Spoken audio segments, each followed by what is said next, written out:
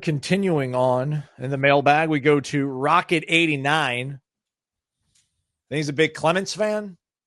Clemens, rather, Corey. Did he have a strong 89, Roger? I don't know. He could be a Rocket Ismail fan. He was really good in 1989. Throwing that out there.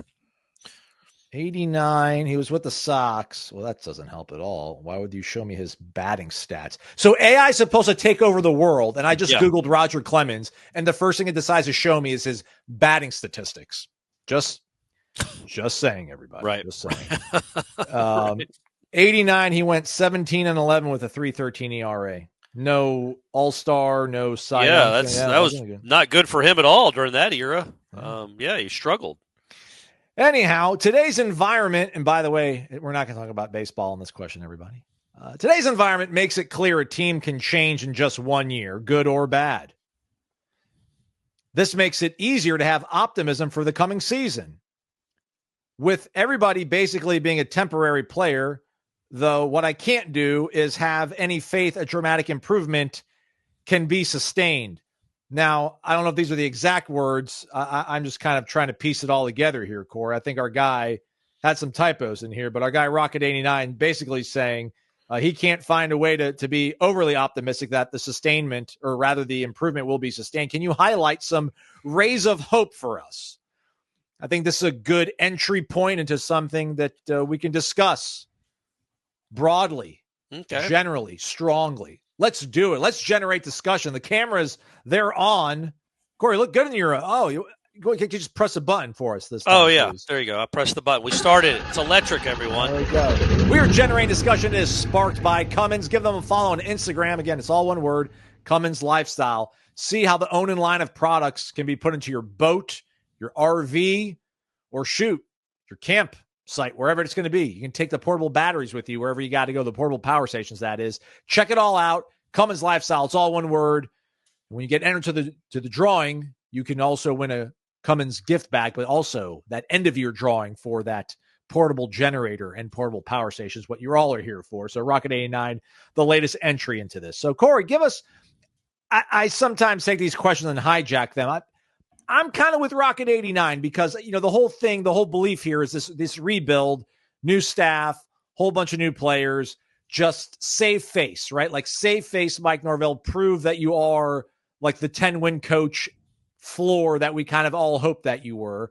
But again, things change so much from year to year. I don't know how 9-3 is supposed to make you instantly feel great about 2026. I know it helps get 2-10 out of your mind, but are there things that potentially could be sustainable indicators for future success for Florida State this year? Not really. Sorry, that's not really a ray of hope. I think this season, you said it's to prove you're the same guy that won 10 games. I think it's to prove that you're not the guy that went 2-10.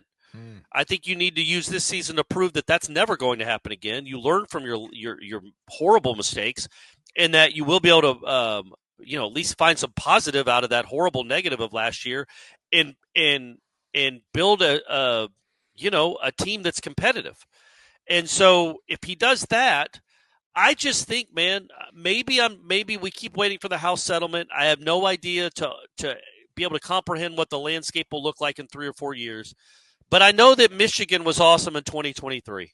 Correct. And then lost everyone and wasn't very good. Now they were much horrible though. They were much better than Florida State, but they were not anywhere close to what they were the year before.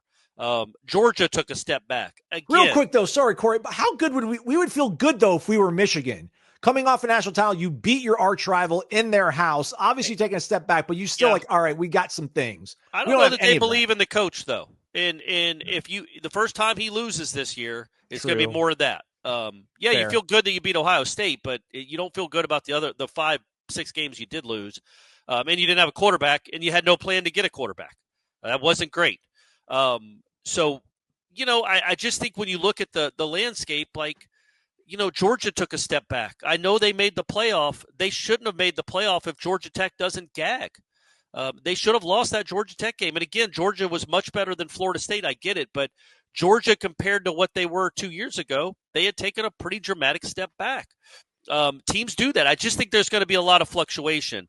And I don't know that you can sustain dramatic improvement. What you have to prove that you are is competent and capable and consistent. And by consistent, I mean you're never going to be awful. You're always going to be pretty good. And if you get a couple of breaks, you can be in the playoff. That's what your goal is, kind of at every school for moving forward in the immediate future anyway, the foreseeable future. I think that's your goal, is to be good, capable of making the playoff, capable of going on a run if things break a certain way. And I think Florida State can get to that point. But it's going to be different players every year because that's what's happening.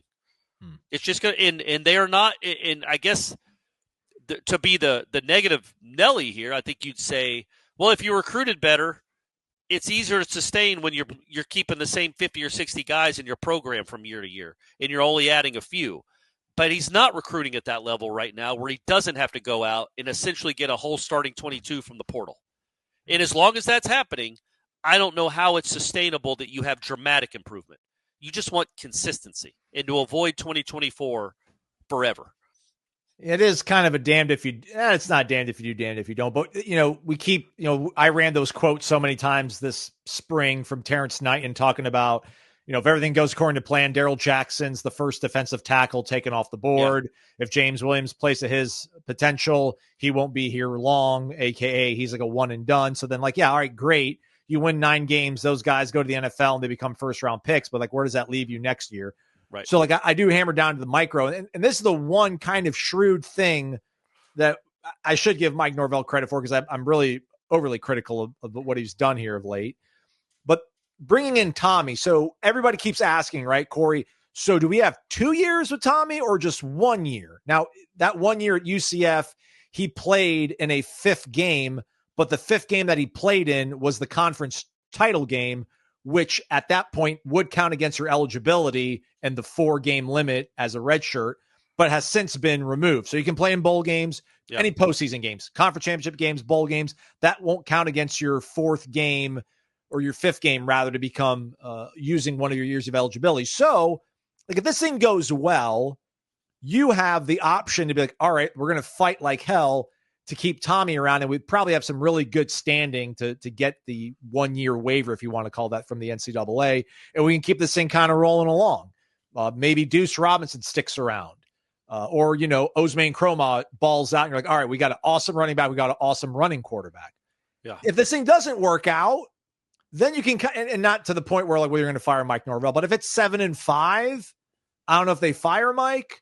And I don't know if you're really gung-ho about building around Tommy. You can also be like, well, Tommy, you did play your 5th year here. So, good luck down the road. So there is some of that kind of balance or, I guess hedging that they do have with Tommy, because ultimately they need pieces to keep building this thing around. And you don't, to your point, you don't want to be going to the portal every year and trying to find a starting 22. Well, you can do it, but it doesn't, that's not a way to be sustaining dramatic improvement. That's a way of trying to keep your head above water. Now you can do well with that. And he, again, he went 13-0 2 years ago. I just think, to the premise of the question, to sustain elite top 10, top 5 status, I don't know how many programs in the country can do it. I don't think Florida State is one, as it's currently constructed and currently staffed and currently conferenced. It's going to be really, really hard. It's going to be really hard, but who cares, man? It's like, give yourself a chance. Give yourself a chance to get to the dance, to be one of those 16 teams, and then go from there. Because if you're a consistent playoff team or a team that's right around the playoff, that's how you sustain. That's how you build consistency and sustain good to great teams, is by always being in the conversation. And so hopefully that happens here starting this year, Aslan. Yeah, I just want to be. Is it 16 this year? No, it's still 12. I just want to be, and I'm going to say this till I'm blue in the face, and you're all going to get sick of it. I just want to be in the conversation in November. Yeah. I'm not saying November 17th. That's not too much to ask, dude. No, man. It's not too much to ask. Just November, especially once they get to 16. And even now, we know, it's a very small sample size, but we assume if you're in the top 2 in the ACC, if you're in Charlotte playing for the ACC championship, good chance you're going to be in the tournament. Mm-hmm. So all you have to do is finish in the top 2 in this league. We're not asking for miracles, Mike. We are not asking for miracles. Just get to Charlotte, and you have a very good chance of getting in the tournament. So long story short, not a lot of things out there that prove sustainability here at Florida State, but they're not the anomaly. They're not exception to a rule. Like, I also think, like, you could say, well, the coaching staff is better. The coaches are good, but they're going to leave too. No. Like, they're not. If they're good, Malzahn's probably going to want to be a head coach again. Your defensive guys are probably going to leave if they're any good after a couple years. So but to go be a head coach, I mean. So I don't know, man. There's nothing that you're going to see that's like, yep, that sets you up perfect for 2029. I believe in this thing full force now. That's not how this sport is anymore, sadly. Same thing for Alabama now.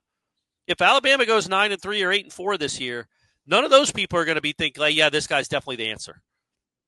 It's the other than Kirby Smart and Ryan Day and I guess Dan Lanning, nobody's really safe. Steve Sarkisian. Yeah, unless he goes 10-2 this year. So get you in the playoffs probably. But with a $40 million payroll and then gets bounced by Arizona State, they don't call the DPI. Then all of a sudden he's on the hot seat. No, you're right. All right, that's it. We just generated discussion. Thanks to our guy Rocket89. And check out Cummins Lifestyle over on Instagram. It's all one word. Words are cool, but look at all the photos and videos of all the awesome things you can do when you got portable power, everybody. Check it out.